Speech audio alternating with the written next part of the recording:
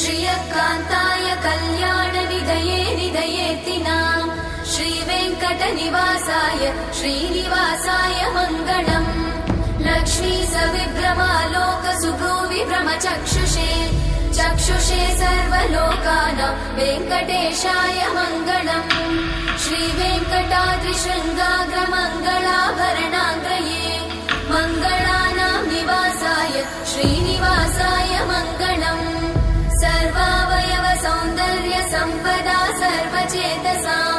सदा सम्मोहनायास्तु वेङ्कटेशाय मङ्गलम् नित्याय निरवध्याय सत्यानन्द चिदात्मने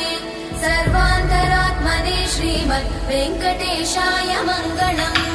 स्वतः सर्वविदे सर्वशक्तये सर्वशेषिने सुलभाय सुशीलाय वेङ्कटेशाय मङ्गलम्।